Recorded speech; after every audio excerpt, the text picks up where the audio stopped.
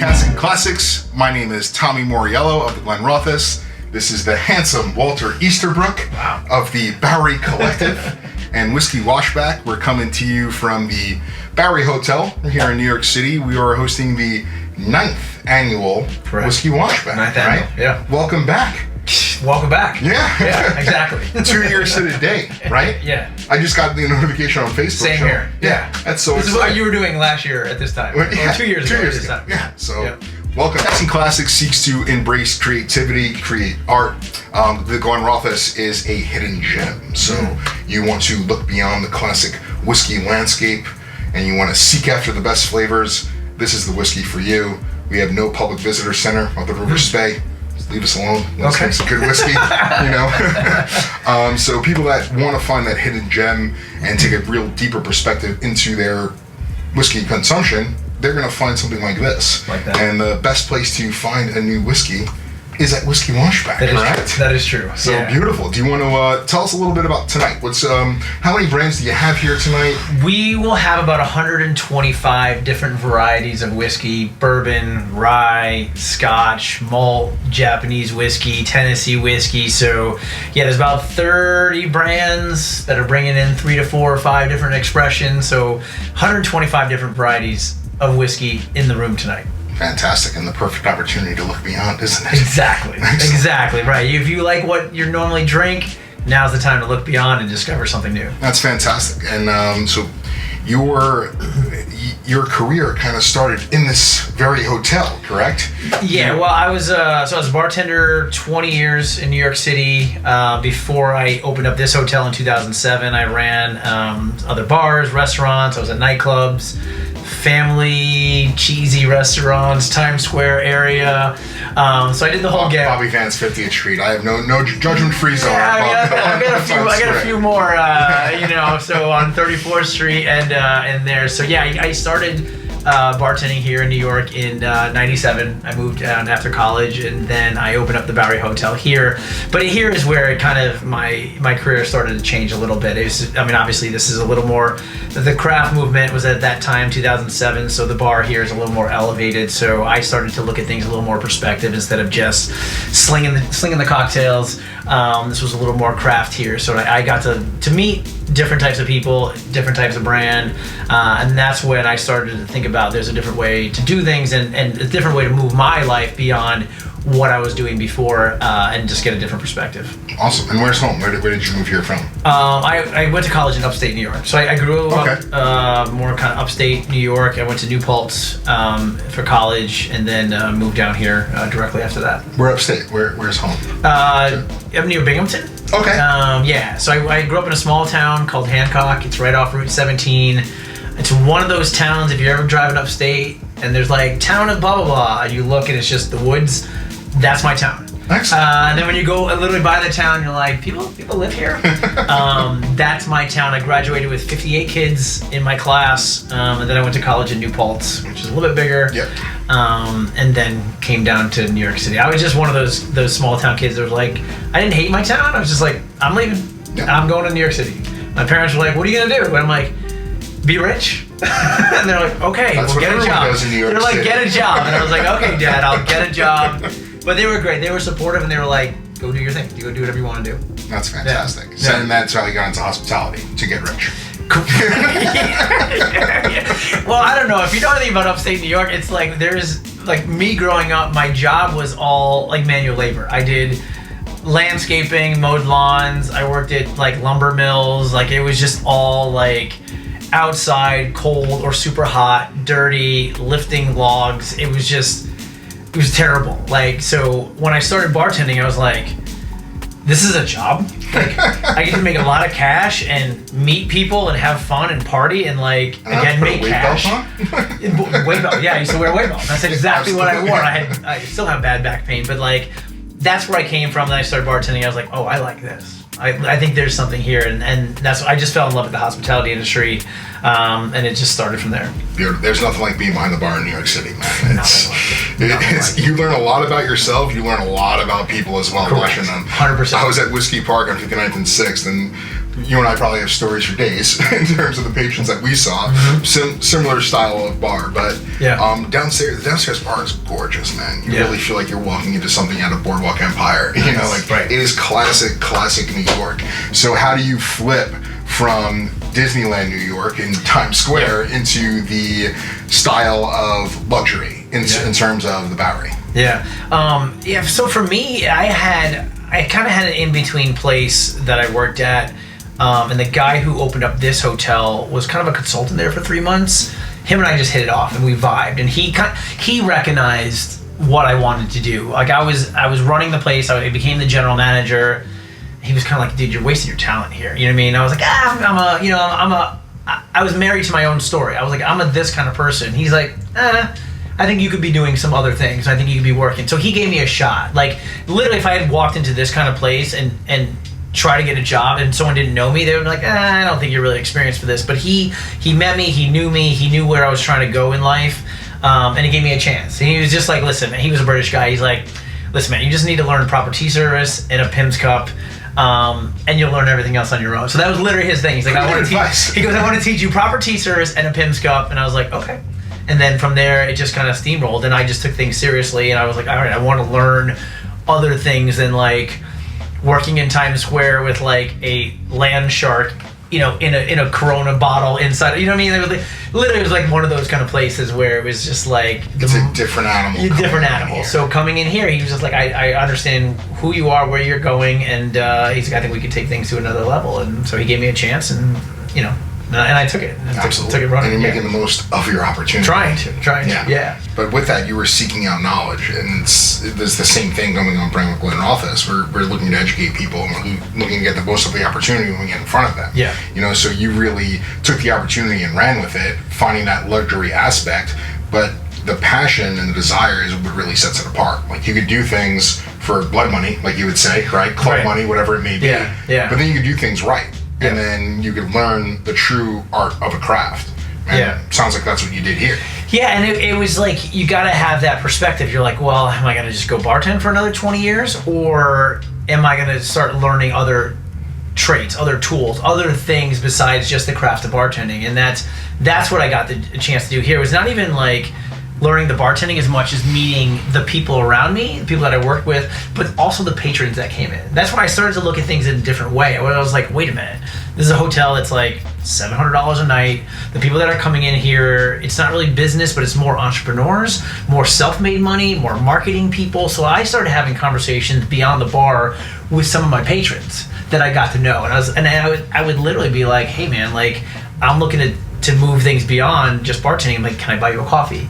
Can I have lunch with you? Can I have all these things? And if you know like super successful entrepreneurs, they love to talk about themselves. They love to talk, and not in a bad way, but they love to talk about how they did it. And that's what I started doing. I literally had a lot of lunch. I had a lot of coffees beyond the bar, and just said, hey, what did you do? What do you recommend? You know, so it was recognizing my environment, not just in the bar, but recognizing it other people and taking advantage of that situation to help grow like my business and what I wanted to do. It's amazing, and it's also a positive mindset as well. Like anyone that's an entrepreneur, you know, you meet many negative people that are self-made.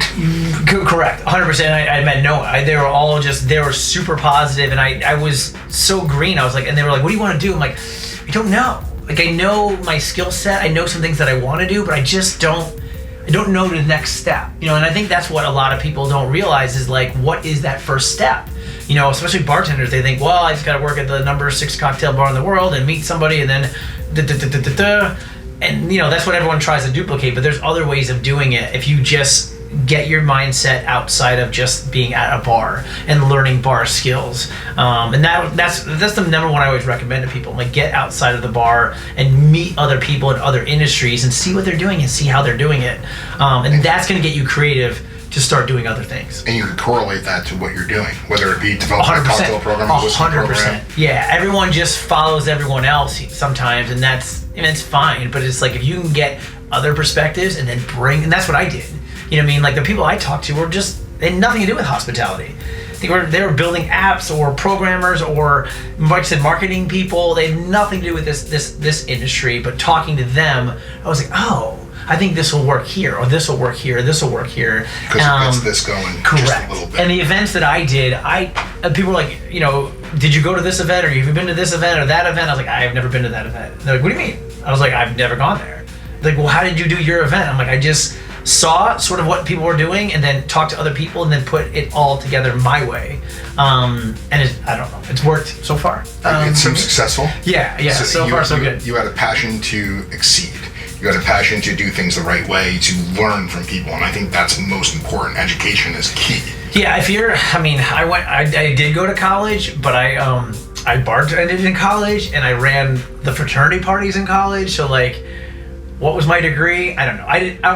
I'm not a college person. I don't like the big lecture. I call myself a professional doer.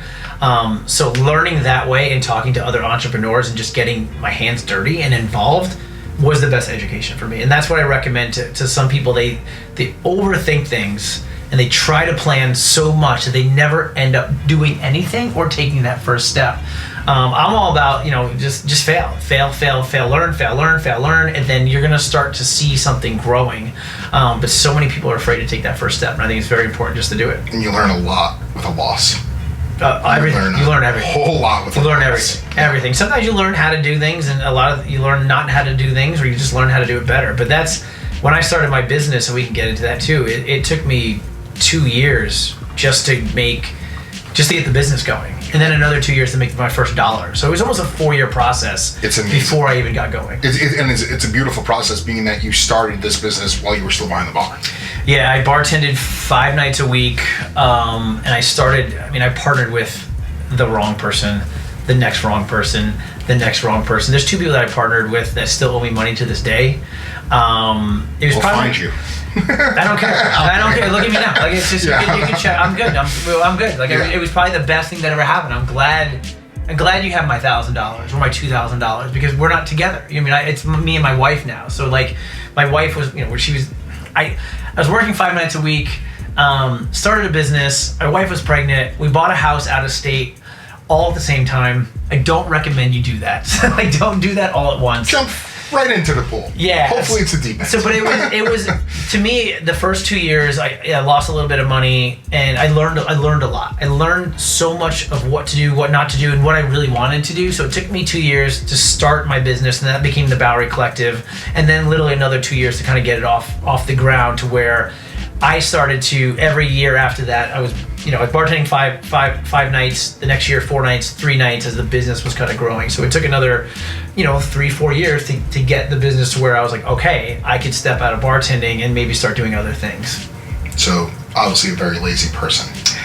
I have a very strong work ethic. It's my dad, my family, my upbringing. When you grow up blue collar. Yeah. I just had this conversation with Dina, running the bar program at the Stand. She grew up in hospitality. My first job was on my father's potato chip truck when I was like 13, like lugging boxes and whatnot. Yeah. And then I was at Sarico's Caterers at 15. Right. So I learned how to wash dishes. I learned how to bus tables. When you're in hospitality, there's nothing like that. But it's a blue-collar work ethic that you could bring into the corporate world and into the entrepreneurial world that goes a very long way. Yeah, people think I'm crazy and a little obsessed. Again, this isn't work. This isn't work to me. You know what I mean? Like, I would work at the mill 5 a.m. to like 4 p.m. I'd get home. My dad would be like, hey, there's a couple hours of sunlight. Why don't you go out and mow the lawns? It was just literally like that mentality, like just work from sun up to sundown. So when I'm running an event or bartending, I'm like, this is just it's not work to me, and it's a lot of fun. So like, I put that mentality into like entrepreneurship and just said, let me just work from the time I wake up to the time I go to bed, and I think something's gonna happen. So I just put in the work and I put in the time. And it's confidence in yourself as well, and it's a positive mindset. It's confidence in yourself, and it's doing things the right way, and that's what Glenrothes kind of prides itself in. Like I said, there's no public visitor center at the Glenrothes. It's crazy. Let us make our whiskey. That's awesome. You see how it tastes after. That's awesome. That says all you need to know about a brand. Where Yeah. They're just like, yeah, we're very good. Yeah. You'll see it when you buy it in the store. Yeah, the final result is kind of what, and that's how I look at it too. I mean, it's the final result, and people are like, well, I'm nervous at this, or I'm scared at that. I'm like, why? Because your mom's not gonna like what you're doing, your friend's not gonna like what you're doing. To me, there's things that I do, so many things I fail. I even failed today. I have projects. I go to my wife, I'm like, I want to do, and she's like, oh my god, what are we doing now? I don't care. I don't care what people think. I don't care how I look. It's the final product. It's the final result. Because then I can say, see, here it is. All that weird things you thought I was doing, or things you were questioning, all I care about now is the final result. So anything in between, that's the process. It's 9 years now of multiple events that no one could ever take away from you. Right, but if they happened, they were a success, there's pictures of it. When I started, my family was like, what are you doing? They're like, what is going on? They're like, my dad pulled me aside around the holidays years ago, and he's like, you're here, but you're not here. Like, what are you? No one understood what I was doing until they came to. I actually do a tequila mezcal festival as well. Arte Agave, and they came to that, and my parents were there, my sister was there. They're like, oh, okay, I get what you're doing. Now I understand it. But that mess in between was like, I mean, I just wasn't making any money, and I was like super stressed. I was like, I had back problems, shoulder problems. Like I said, my wife was pregnant, and they were just like, no one knew what I was trying to do, and I was like, no, there's something here. I feel like there's something here. And again, it's just the process. Passion and commitment. Yeah, and there you go. You were on brand. You were looking beyond it. You found out what it was. Yeah. And then through that, as you start taking more shifts away from the bar, which is very difficult because you can make a good amount of money behind the bar, the Bowery. Yeah. You start making more money, but then you have an opportunity with Woodford Reserve. So how did that come? Yeah, so I was again, it's hard to give up bartending money. Especially at a hotel with $19, $20 cocktails. The tips are very good, so it's like, and when you're starting business and you're starting entrepreneur, I'm a very when you're bartending, you work, and you make money. You make money right there in hand. You walk home with a bunch of cash. So when you're doing business, you're like meetings, hard work, meetings, and there's no money. Where's that instant gratification? Right, where's the instant? I worked all day, but I have no cash in my pocket, so it was very hard. But I knew, I was like, I have to get out of bartending. And then I got down to my last shift or two.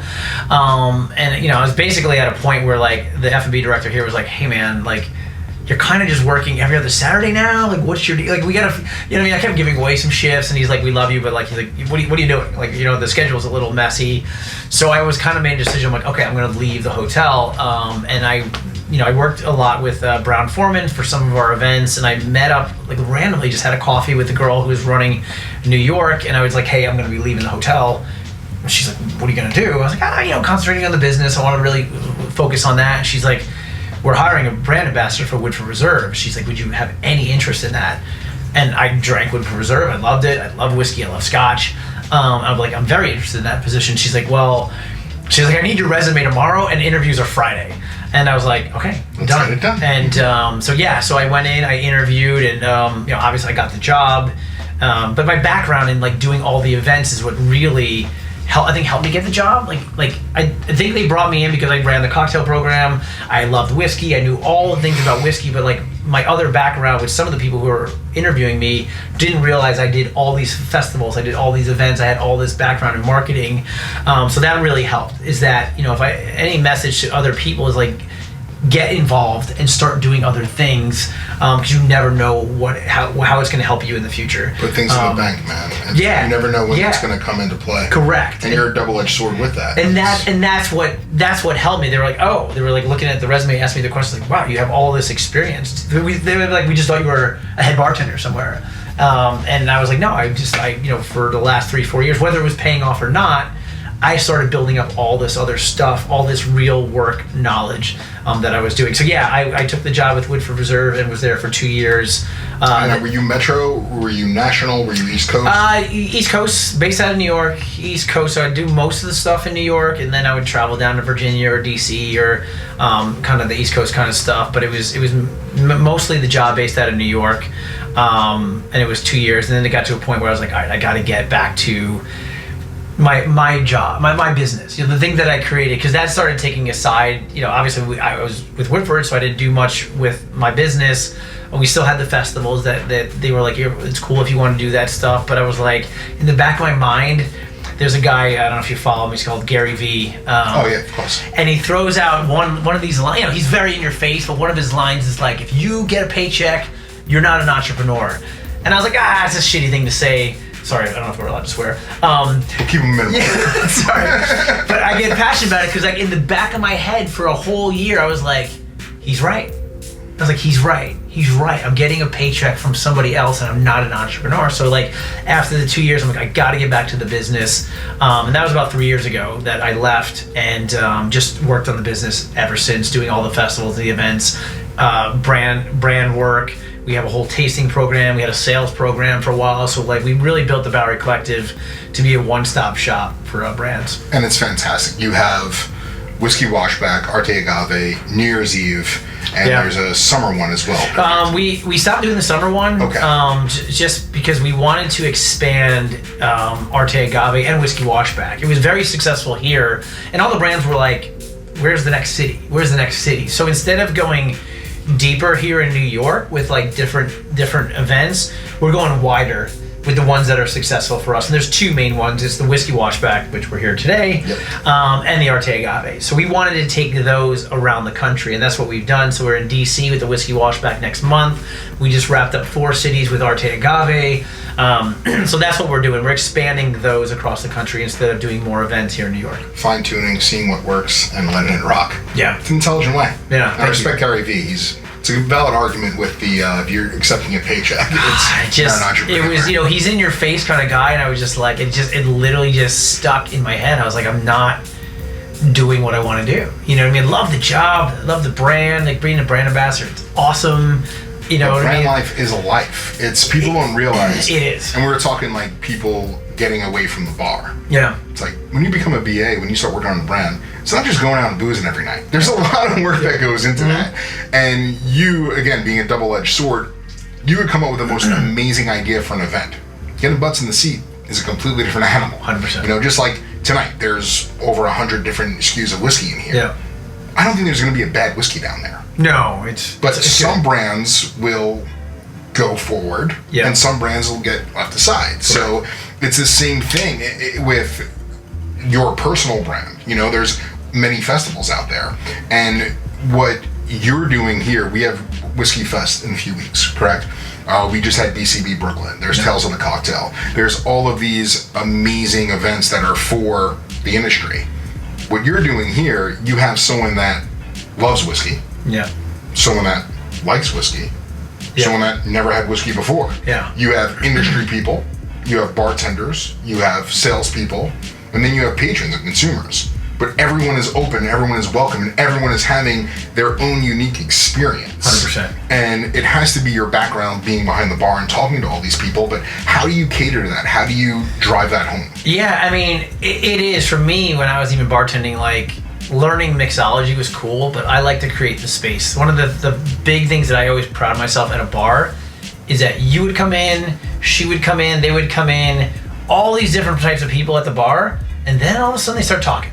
And then they start having fun. You got a guy in a t-shirt, a guy in a suit, a girl in a dress, just all, to me, I always proud of myself on a welcoming environment. And that's what we try to do with the Whiskey Washback. I always tell brands, when I talk to them for the first time, like, we don't have rules here. Like, don't break anything. Besides that, do what you want. You're a Scotch company, you're a whiskey company, you want to wear a suit? Great. You're a bourbon company, you want your t-shirt with your trucker hat? Great. The event is here.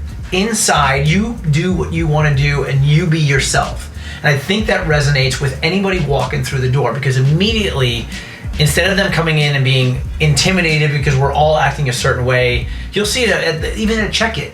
The girls, the guys, they're wearing, nice things, but they're not in a certain way. They're not being greeted a certain way. Everyone who I hire, be yourself.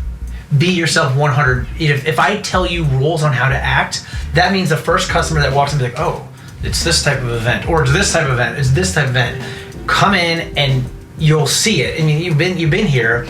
it's be whoever you want to be. You'll see guys in suits, you'll see a lot of women, you'll see all kinds of different people, jeans, sneakers, like it just doesn't matter because it's everyone that wants to come in, be yourself, because the brands are allowed to be themselves, and it makes such a better environment. It's a very welcoming environment. The last thing you want to do is to come in here, be intimidated, and not be able to ask a question. You want to come in and be like, I'm an amateur. I have no clue what a single malt is. I don't even know what malt is. Like that's what I want. I want you to come in and not be intimidated. And we don't, the people that we try to attract to, it's just not a corporate environment. We have a big database of people that we mix it up. That way there's not one group that's going to take over and act a certain way. Again, it's just creating a welcoming environment from the email blast to the door people that come in to the first people you meet. It changes the whole environment. It's such a more relaxed environment than a buttoned up where I'm scared to act a certain way environment. Absolutely, and that's why I really love this event. I've worked with you on several brands now. Yeah. But each time it's a different vibe, it's a different table, it's a different feel. Yep. You know, and now focusing on the Glenrothes, our brand messages were a lowercase L for luxury, right? So we're luxurious, but we're luxurious and relaxed atmosphere.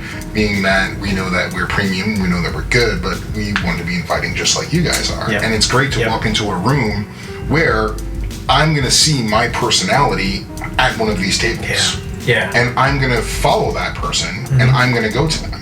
And it's the same thing transitioning from the bar to a brand ambassador. Like it's a conversation that I always have conversations with, like, how do I dress now? How does a brand ambassador dress? Yeah. How do I go from a supplier? Yep. How do I go from a distributor to a supplier outfit? Yep. It's like, look at your brand. Right. Think about the message that your brand is saying. Right. You are now the living embodiment of that brand.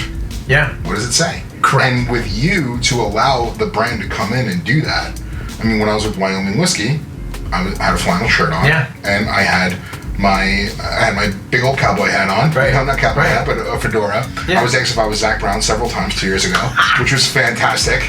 I don't know why I've never thought about that, but yeah, I can see that, especially with the hat. It was great, awesome. but I mean that's Wyoming Whiskey. That's the brand. That's the feeling of it. But Glenrothes, it's a different animal. So I want to suit it up. I want to represent what I feel Glenrothes is, and I feel that I will get the Glenrothes consumer to come up to our bar and talk about that and understand it and know what it is. Specifically, someone that doesn't know anything about whiskey, like you're saying. Yeah, it's like, why are you in a suit and that guy's in a flannel? Yeah, and it's like, well, that whiskey is fantastic. You know, like I'm all about a good old bourbon. I love Kentucky. Love Wyoming too. Yeah, but it's when you want to drink bourbon and drink a single malt scotch, it might be in a different setting. Unless it's Pappy 15, 23, whatever it may be. There's some really good expensive bourbons out there as well that have the same feel as single malt. But you want to be the living embodiment of that brand. And from the live music, the food, the different booths, the setups, you got guys rolling cigars outside. Yeah. Cigars will always bring people together. Whether it's the blue collar guy that's in his construction gear to the guy that's in his full suit coming on out. Correct. Oh, you like sticks? Yeah. Oh, that's fantastic. I'll have one with you. Right. Oh, what do you drink? Yeah, I drink single malt. Yep. And I drink bourbon. And the guy in the suit might be the guy drinking bourbon when the guy in the construction outfit might be the guy drinking single malt. Doesn't matter. And that's 100%. The beauty of whiskey and the beauty of different opportunities and setting something up and how inviting the whiskey washback is. Yeah. It's a really cool setup. Cool. Thank you. Appreciate it. Going back now and being like, were you always a whiskey guy when you were behind the bar? Were you? I mean, you have two monster events. You have tequila. You have whiskey. Yeah. So people always ask me like, what I drink. Like, oh, you're a whiskey guy. It's like, well, actually, in the summer I'm going to drink a rosé. I know I'm 250 pounds with tattoos, but my background is I drank everything. Yeah. I probably had, starting from college. I mean, I drank just junk, SoCo lime shots, back in the day to like. Oh, no longer Brown Foreman. I was going to say Brown Foreman oil, but yeah. But I was always a learner. I drank a bunch of junk when I was younger. Even when I moved to New York, it was like, I don't know, blackberry schnapps or pepper, was it called Black House or whatever, you know what I mean? Yes. Stuff like that. It was like our shots back in the day. It was just like Black House, or they would call it Blackout. Rumplemints is the other one. Yeah, Rumplemints, Black House, just shots, beers. I was always... Beers. I drank way too much beer, and the beer would always change. I was like buds to Coronas to craft. I was all over the place. But I was a drinker. I was a bartender. I wasn't very picky. Then my palate started to change a little bit before I started working here. We drank, a lot of whiskey, a lot of Irish whiskey, a lot of tequila. So it was probably a lot of even before here, it was a lot of Jamesons, a lot of Patron, like most young people, I guess. But then I started to be like, oh, wait a minute, there's other stuff out there. As I got a little bit older, I was very curious, and that's when I started to drink a lot more bourbon, a little bit of scotch, and I started to just question a lot of things. Like, oh, what is this? I didn't know the difference. They're like, I thought just everything was just whiskey. Jameson's, Glenrothes, everything, whatever. But so yeah, here at this hotel is kind of when my palate started to change. It started with the Pim's Cup and the proper tea service. It was like, okay, there's a different crowd here. There's a different clientele here. I have to step up my game, and that's when I started to learn the difference between bourbon, rye, scotch, Japanese whiskey, and tequila as well. I started to be like, okay, there's other things here. And that's kind of going back to why I started Arte Agave, because I started to learn about Reposado, Añejo, Extra Añejo, and everyone coming into the bar. And if about 9 years ago, it's kind of when that started to change. People coming in, they were like, what's Reposado? What's Añejo? So I had to step up my game, and that's when I started to discover different kind of things. So right now, I'm probably 50-50 tequila to whiskey. Summertime, probably a little more tequila. Now is last night I sat in the lobby downstairs and just started drinking some bourbon, some whiskey and stuff like that. October in New York is bourbon season. So I always tell people you can drink it all year long, but I'm always like, October, I want that. I want Glenrothes. And speaking of, I was talking to actually the F&B director here. He's like, I'm coming up tonight. He's like, I want to drink some scotch. I don't drink a lot of scotch. I was like, dude, Glenrothes.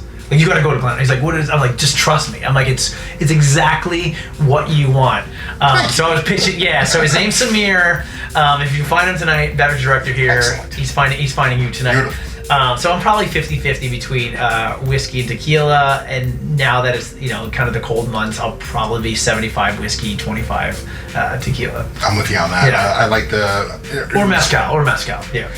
Mezcal, it snuck up on me. It's like I appreciate a scotch from Isla. I really understand smoke, but it's not my first choice. Yeah. And mezcal was kind of that top. But I'm starting to enjoy mezcal a lot more. Mezcal and Negronis all day. All day. It's a beautiful thing. Yeah, but mezcal has that kind of, there's so many nuances to it. You know what I mean? You're just like, wow, it's like grassy or it's fruity. It's highlands, lowlands. It's like that scotch. Absolutely. There's so much that goes into it. Yeah, it picks up the earth. Yeah. So it's fun. And it's fun going through showing people the differences between a single malt bourbon and all this, and Glenrothes really focusing on natural color, focusing on having its own cooperage, over investment into our cask management system. So 70% is first fill sherry season cask, American and European. So there's a lot that goes into that. So being in the industry, we understand the difference between a brand like Glenrothes and all of the nuances about it. And obviously boots on the ground are very important. You'll have every supplier in here that are preaching their story, telling their story. So I was saying, being behind the bar, how do you recommend how do you show people the way that suppliers are showing you when they come in as a buyer? When you were a brand ambassador, you would come in and you would educate people on what Woodford was. Yeah. And the bartender would then relay it. How do you relay that to a consumer when you were behind the bar, and especially now? How did you recommend it to Samir, as opposed to how you would bring in the conversation at your bar to recommend a whiskey? Yeah, I mean, to me, it's just asking a few key questions.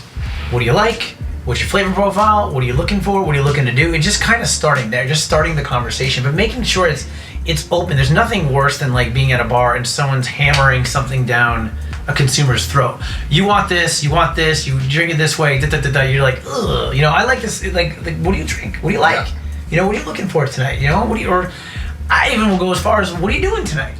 I'm going to party. Okay. It's a valid argument. You know what I mean? Yeah. It's like, all right, maybe we want something that's not going to be a whole campfire in your face. You're like, or you're like, I'm gonna sit in the lobby. I want to sit by the fireplace. Okay, maybe we'll talk about a different kind of scotch. So I like to just open up the conversation. Again, it's the same thing with the events. The same thing with consumers. It's just, instead of you telling them what to do, ask the proper questions. What are you looking for? What is your flavor profile? And just nuancing it that way, and then creating a cocktail or recommending a whiskey, and then letting people try it. That's kind of half the battle too. It's like I do all these events. We even do tons of virtual events where people are like, Walter, you probably get this all the time. How do I drink this? And I'm always like, however you want. Yeah. But I'm always like, if you want to really taste it, obviously, taste it. Maybe drop some water in there. Start there, but it's your drink. It's just don't drown in a Coca-Cola. And that's the thing. That's always my thing. I always give my big spiel, and I'm like, if you got something nice, I would not crack open some Coca-Cola. That's always my thing. I'm like, it's kind of useless. Your whiskey, drink it how you want to drink it. Rocks. Right. So I love highballs. I mean, and that's what we're serving tonight. We're serving a highball. Yeah. But but ginger ale, Coca-Cola, you're losing all. There's no point. Yeah. So to me, it's just not. Don't be intimidating. Like, just be relaxed. Have a conversation with people. And let them experience it, and don't preach to them about a certain thing of how it's supposed to be, because I think you just lose people. Like I said, even with events, you just lose people. Like, I love that you mentioned that there's so many different types of people in the room, asking different questions. Like, that is our goal. Like, I don't want the all the whiskey connoisseurs in the room at once. I want to mix. Because to me that's valuable, because then you can break down the whiskey connoisseurs a little bit, and then you can elevate the other people, and everyone kind of gets along instead of it being group this and group that. It's like no, we're all together, we're all learning, and then that way, like, those whiskey those high-end whiskey people, they'll, instead of acting a certain way, they'll break down a little bit and maybe ask me, like, I didn't know that.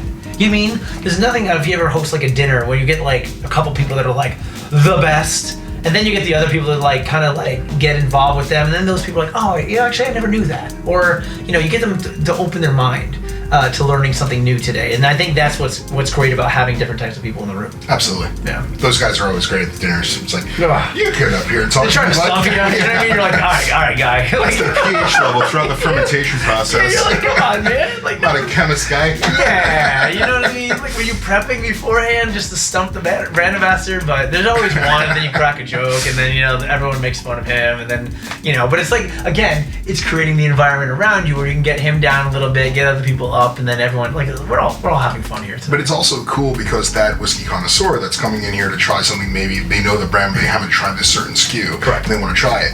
Yeah. They become a brand ambassador themselves because they're now recruiting people into our target audience. 100%. So you never had whiskey before. It's like, okay, you know what? Maybe you might not want to start with Lefroy. Yeah, Maybe a little heavy for you. Right. Why don't you come on over here? Like, you ever tried Garrison Brothers? You ever tried people do. They start with the Lefroy. They're like, I don't like Scotch. I'm like, you don't like that Scotch. You do. Yeah. You do. Trust me, you like Scotch. You put this in a glass and taste it, you like Scotch. And that's our approach, is always cocktail first, right? So whatever event you come to, we're going to have a welcoming cocktail for you. And it's like, we had something at the Campbell this past week. We did a charcuterie pairing. A lot of fun. Very cool.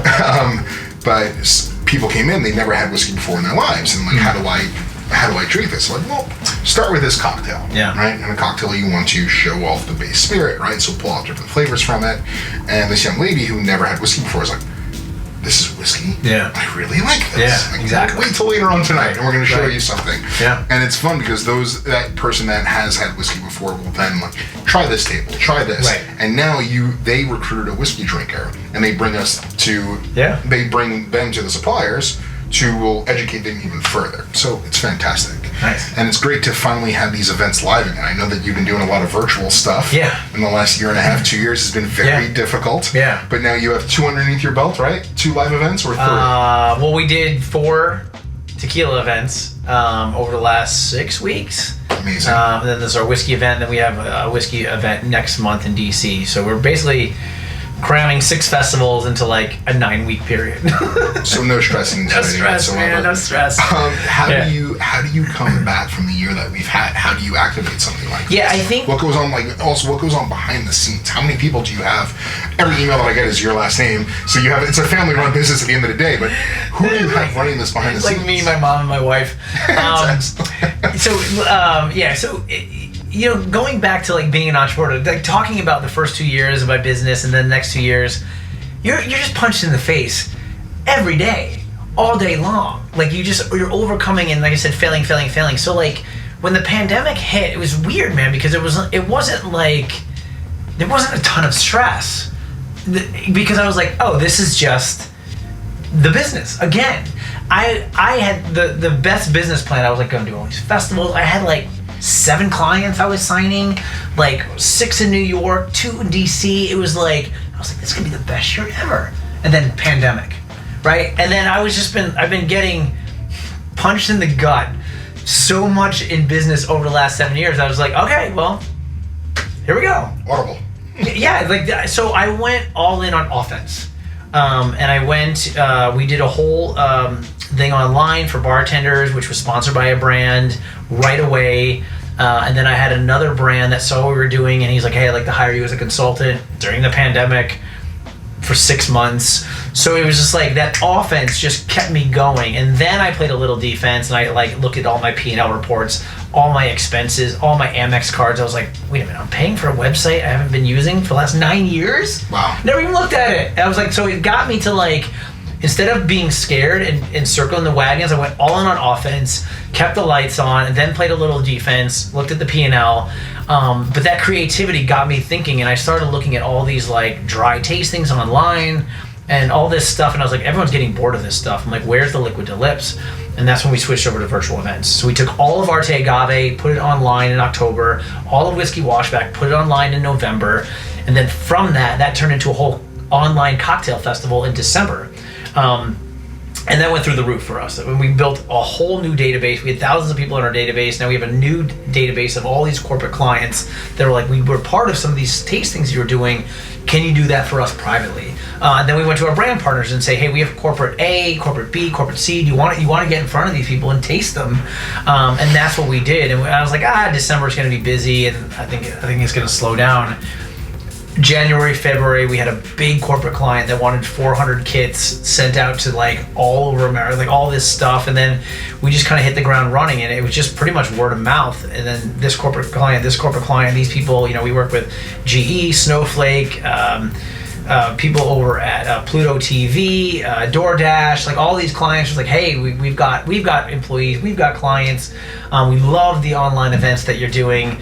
And we do things a little bit differently. We reach out to our brand partners, and instead of just having it, I do a lot of the presentations, but we pride ourselves in being like, hey, you want to like talk to the brand ambassador, you want to talk to the owner. Like the virtual event's been cool because like we've been live at the distillery, we've had owners on, we've had master distillers on. Like how often can you get a master distiller in town?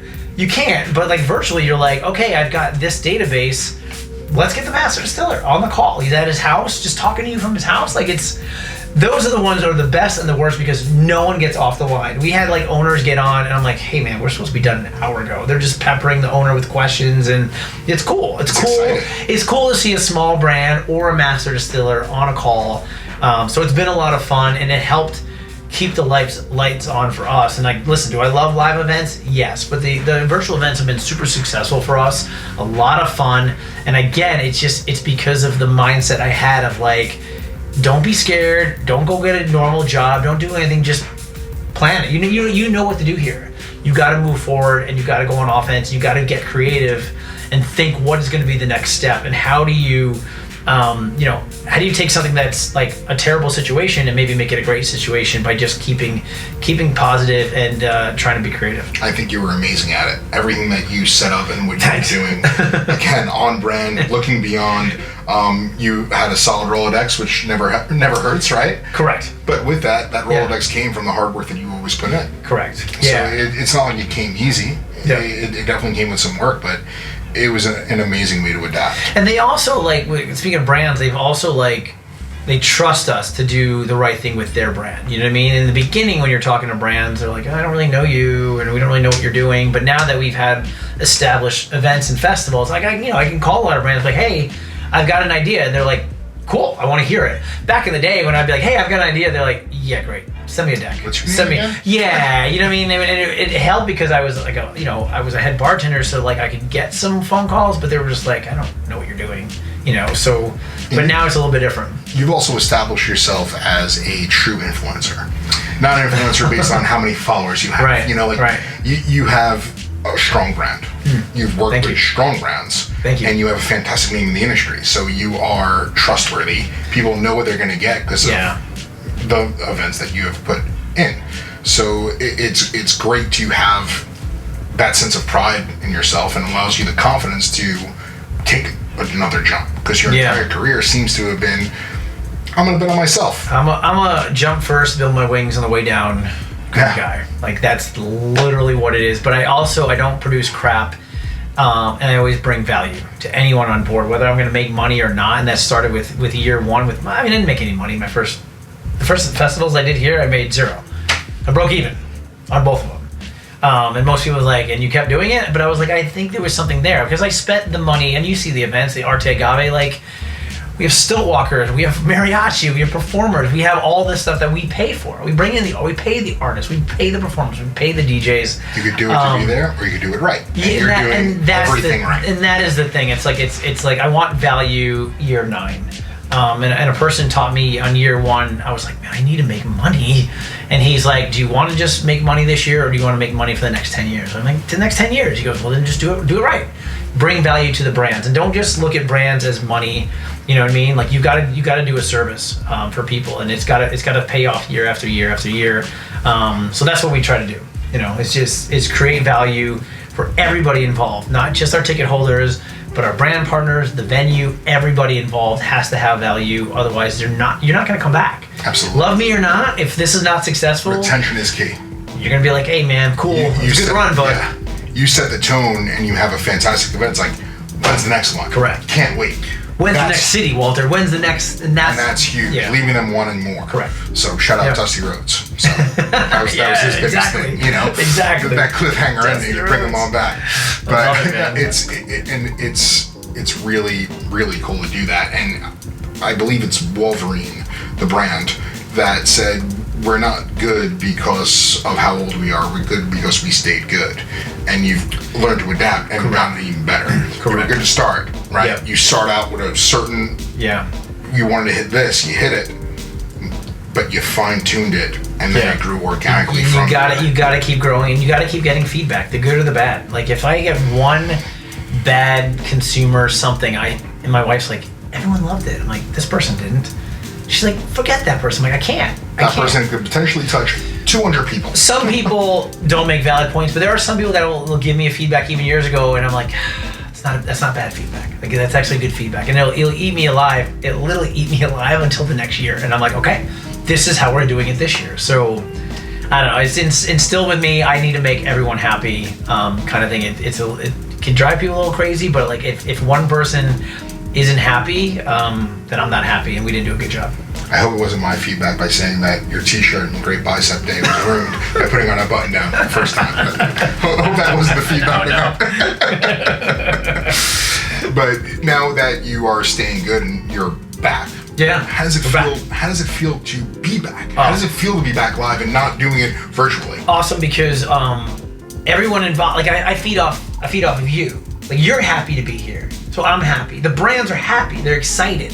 The consumers, we sold out Arte Agave quicker than we ever did. And people were like, oh, people are scared to come in. I'm like, no, they're ready. They're ready for this. They're ready to be back among other people. So like, I'm happy when other people are happy. Like, it's me, as I said, maybe it's the bartender mentality. Like, I want to make other people happy. I don't care about myself. I don't care about what's going on. I want you to be happy. I want you to have a good experience. I want the people to have a good experience. So that's what gets me excited. When people are in the room, and they come up to me at the end, and they thank me. Like, it's always weird when brands thank me, because I'm like, you paid a sponsorship. You did a lot of the work. So when brands are like, I had fun, and they thank me, then I know something is going on, and that makes me happy. So I get pumped, man. I'm like a wrestler for that. I mean, I'm ready to go. Right? You see me, like, we're in my room right now, but like, you ask my wife, like, I got the music on, I put the suit on, game time, I'm going down the I don't take the elevator, I take the stairwell into it, I open the doors, I'm like, here we go. Handshakes, hugs, like, I'm pumped and ready to go. That's amazing. Now, just, this wasn't part of the plan, but what would be your entrance music if you were to come out? It's sold out in Madison Square Garden. I like a lot of Jay-Z. Any old school hip hop.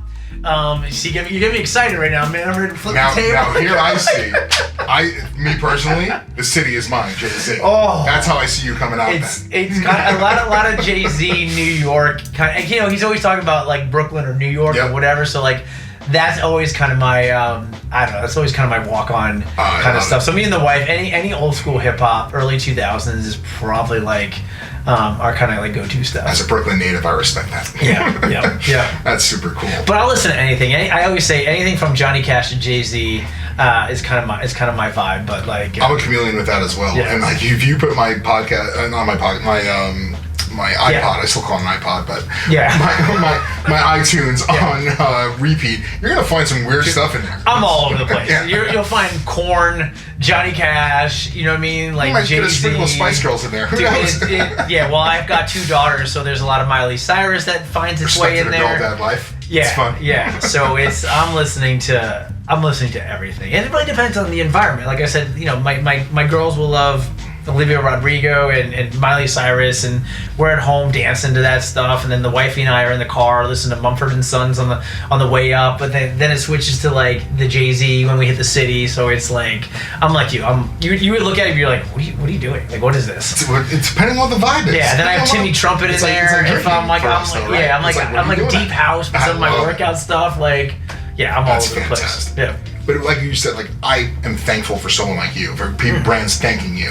Like, I'm definitely thankful of this opportunity to get in front of people. Yes, we pay a sponsorship to be here, but it's up to you to do your best once you're here. But the platform and to have this set up, you know, going back to like a boxing event, you could have a boxing event at a gym in Brooklyn, or like a church in Brooklyn, or you could spend the money and have it at Madison Square Garden. Right.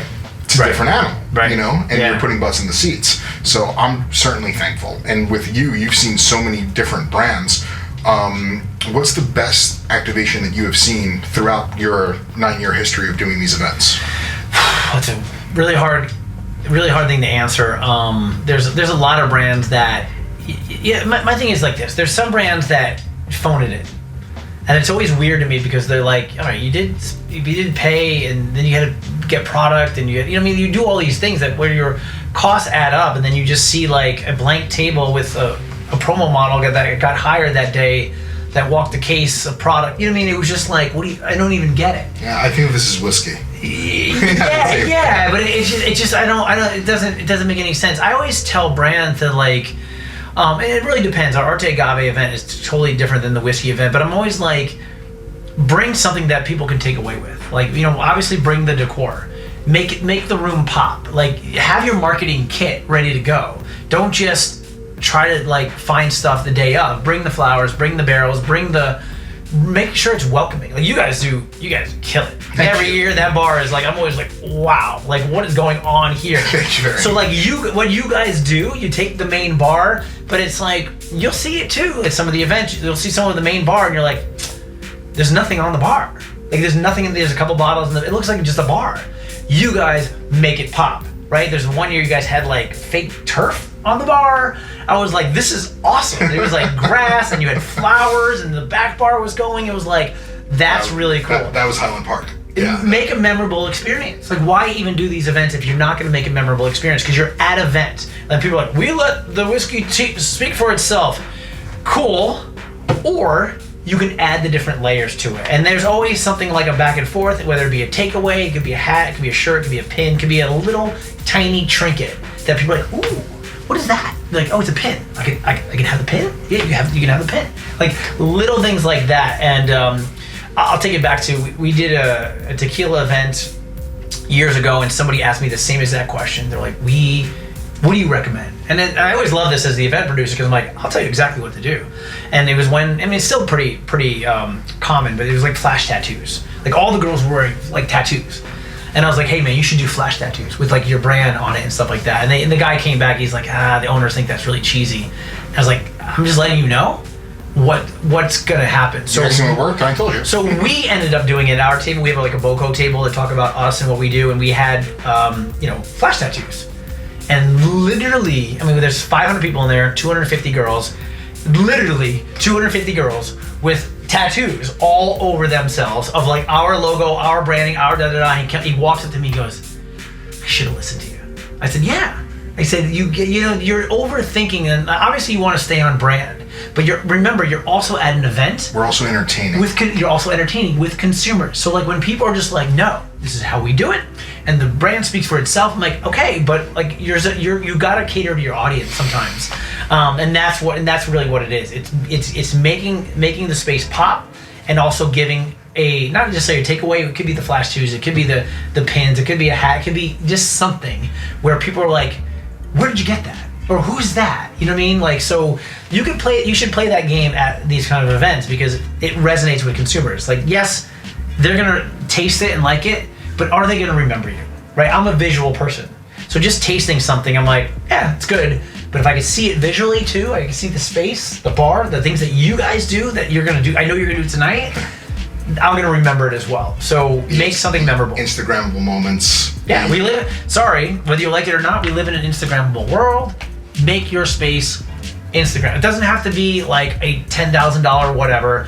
Just add some sort of layers that make your space pop. And it goes back to how you dress as a VA, how you dress in your brand. Yeah. It's how you're representing the brand goes a long way. And then someone leaves that table like, oh, that was good. That was whiskey. Yeah. Yeah. No idea if it was and bourbon, no idea hire whether you have an ambassador, but hire the right people. Make sure you hire personalities. Don't just bring in a name just because it's a name. Make sure that person knows how to present. I mean, you probably I see it all the time where you're just like you said, I've been at tastings before where I was like, oh, what's the mash build in the whiskey? And she was like, what? I was like, how much rye content? And she was like, oh, it's 40% alcohol. And I was like, oh, and whatever. I wasn't trying to be whatever, but I was like, okay, I understand, and we had a conversation, and I moved on. But I was like, oh, you literally just found somebody for the day and hired them an hour ago, and no one trained them on the brand. And again, it was like, what's the point of doing that? So just hire the right person and make sure you train them with some basics. Which surprisingly enough, I still see people that don't do that. They bring in the wrong person to represent their brand for the day. And there's passion, there's creativity, but it's a special person to want to know that. Yeah. Because even as a supplier to come on in and you would have your people, right? Yeah. But there's only the Metro New York team for Glenrothes and Wyoming Whiskey is 4 people. Mm. So 4 people is not a lot in that room. Yeah. We're all going to be there tonight. Yeah. We'll all be talking, but some events also we need to get some promotional people to come on in. So even by educating that night, it's retention. So it's understanding who your agency is and educating them prior to, as well as on that night. Yeah. So when someone comes up and says, so I was in Speyside. Are you using the cooperage right on the block? Yeah. It's like, oh yeah, I think we probably would. That would make sense. So yeah, that's what we're using. But actually, no, we have our own cooperage, and that's what we pride ourselves in. And the agency person, and even with me, I wouldn't think, because it's going to be one hitters, right? So you wouldn't think to drive that point home. Yeah. But it's like, oh yeah, well, we're in Europe, so I guess we're using European oak. Yeah, it's like, no, we're using American and European, and it's Oloroso Sherry Seasoned Cask, and it's this and it's that. Yeah, it's learning the basics, but it's also like, if you don't know, you don't know. There's nothing wrong with. I've been caught before. I was like, you know what? I don't really know. Let me find out. Or there's another person here.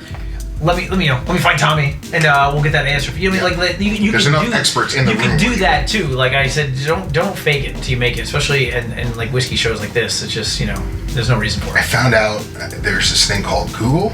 Yeah. Where someone could go and they could find that stuff out. The Chris Gillio playbook. Chris Gillio's my boss. Don't ever lie. Just don't do it. It's not worth it. I'm the same way because you're gonna get caught, and then So I'm terrible at it anyway. I start like giggling, like I'm awful. I'm literally now just like I don't know. I'm like I don't know that. Let me follow with you about that. Yeah. Well, the virtual events are great too because I'll have like a team member on with me, and then like I said, they'll just Google it and put it into the chat.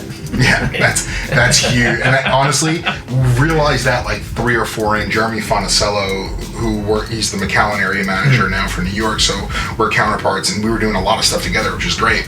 He'd be my guy, like guy behind the computer, like Spider-Man, and we'd switch up. That's huge. Yep. You rely on that heavy because the first activation that I did, we were at the stand, and we were doing a full dinner, and I got on the mic, and I'm like, so my name is... What's my name? What am I doing here? I was so confused. I was like, oh, this is weird. normally have like everything set up around me. Yeah. Like I'm all good. I'm prepped. Like, I'm prepped. I know what I'm talking about, but I'm very intimidated seeing people right now. Right.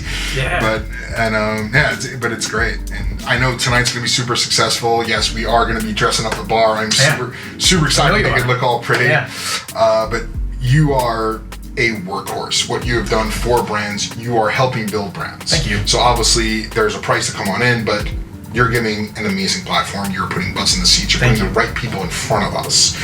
And that entrepreneurial spirit really is motivating. From seeing you on Instagram, from having conversations with you, whatever it may be, you always keep it moving, and you're a workhorse. So how do you balance that animal by being the dad of two beautiful girls, as well as being a husband? Lots of discipline. Like if you look at me now, like I'm nonstop working or cleaning, or like I'm so disciplined. I'm so rigid in my disciplines that it's unbelievable. But like people might look at that and be like, that's not good.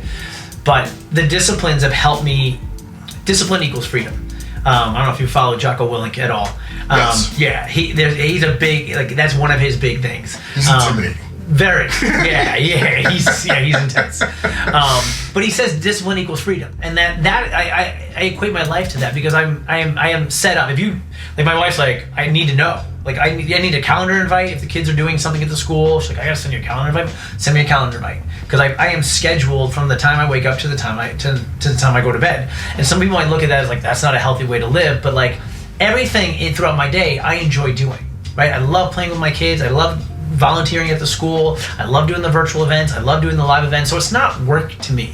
But I also know I have to get certain things in during the day, the week, right? Even my workouts. Like I've got to do weights 3 times. I got to do run twice. I got to do yoga. I got to get that in. It's part of my life. And everyone knows around me, like, okay, Walt's got to do his workout today. It's just in there, right? Walt's got to do his 4 phone calls. It's in there. Walt's got to play with his daughters 1 to 2 hours a day. At night before they go to bed, I'm reading books. Like, it's just all in there, and I don't have time for like nonsense. I mean, and like I don't watch TV as much as I used to. I don't really follow sports as much as I used to. Like, you just start looking at priorities, and like I like to hang out with the guys. I like to watch sports, but it's not doing anything for me anymore. So I like those little things start to take a back seat to other things. And you know, like I said, I've got goals. I have goals for me personally. I have goals for me, for my family, and I have goals for my business. And those are the 3 goals that I'm going after, right? So I've got to put all that time and energy into those goals. And again, I love what I do. So it's not like work or anything like that. Again, I set a schedule. I have notes, like my phone's right over here. I have a to-do list, and everything. If I talk to you and you're like, hey, can I get a thing later on? I will get off this and I put it in my to-do list. So it's always there. And then I take that and I put into other different boards, and then I have a calendar, and I just set my calendar, and that's it. I literally just have my goals. I set my disciplines. I set my schedules, and that's what I do. The notebook has become huge for me. The to-do list on a notebook, I have to write it down, and then it goes in my phone, and then my phone's like a Starship Enterprise. It blows up. Smartphone has, I'm ADD through and through. I'm all over the place. So the phone, the smartphone's only like 10, 12 years old. So like my business started 9, 10 years ago. I was like, oh, I could just put everything right here. And I literally, anytime I talk to anyone, I put it in my notes. Notes, to-do list. And then I know when I wake up in the morning, I gotta do my to-do list. I don't check my email. I don't check my phone. I get into my stuff. I work on my day first, and then I let the outside world come in, and I start answering emails or phone calls or stuff like that. So I put my phone away an hour at the end of the night, 30 minutes in the morning, and then after that 30 minutes, I start on my stuff. I start on my to-do list, and I work on my time. I get my stuff done first, and then I let the outside world come in. I think that's really key. I think people wake up and they start checking the phone, the email, like, don't even look at it. Don't even look at it. As soon as you're hitting the gas, right? And then I'll even look at emails from the day before first, before I look at anything new. And then I won't get into like the day until like maybe 10 o'clock, 3 hours after I woke up. And I say, okay, what is the world don't watch the news. I don't read the news. I don't look at whatever. I don't look at it at Best all. thing I could have done was unfollow everything and stop watching the news. Turn it off. Don't hit the news button. Don't look at what anyone's doing. You're gonna get angry or get mad. It's gonna sidetrack you. Follow Paul Bacall and Jeffrey Morgenthaler instead. It's That's a lot it. more fun. Yeah. Like, so it's just don't get into other people's lives as soon as you wake up in the morning, and that has changed me. I can just work on my stuff, and I have my to-do list. I get that done. I get a couple emails, and then I check the new emails. It's inspiring to hear how you set up your day, because I try to do it and I have the to-do list and I mark it on down, but Yeah. it's difficult to follow. And then for me, it's to throw a baby into the mix. And with you have your 2 daughters, but hugging my little girl in the morning and like seeing her at night, like that's my breaking point. That's like, all right, that's when my phone goes away. Yeah, I don't care. And it's daddy. playing with that. When you get that daddy, and you're like, what am I doing? Like, life is not with this phone right now. So Absolutely. like, yeah, and that's the positivity. And that's what keeps me going too. It's like everything is, it's my daughter's, and it's my business too. So like, I can't fail. It's all on me. You know what I mean? So like, I have to put those disciplines in place, because it's all gonna fall back on me. So like, that's the motivation, and that's what kind of keeps me going. It's amazing. Well, thank you for giving me your time today, which Thank you. is, I know it's a very busy day for Walter. Yeah, He's got a little bit going on right now. So I greatly appreciate you taking the time. I appreciate you, man. Thank you for being supportive of all the brands, of Glenrothes, of everyone that's going to be there today. Of course. We greatly appreciate you. And where can we find you? What other information can we have? BoweryCollective.com, Walt Easterbrook at Instagram. Those are pretty much the main things if you want to check us out. Yeah, follow us on Instagram at Bowery Collective as well. If you like tequila mezcal, at Arte Agave. But yeah, follow us on Instagram, and you can get all the notifications of all the fun stuff we're doing. And thank you for tuning in for Casking Classics. Thank you for looking beyond with the Glenrothes with us. Plenty more guests as enthusiastic and amazing as Walter. But cheers.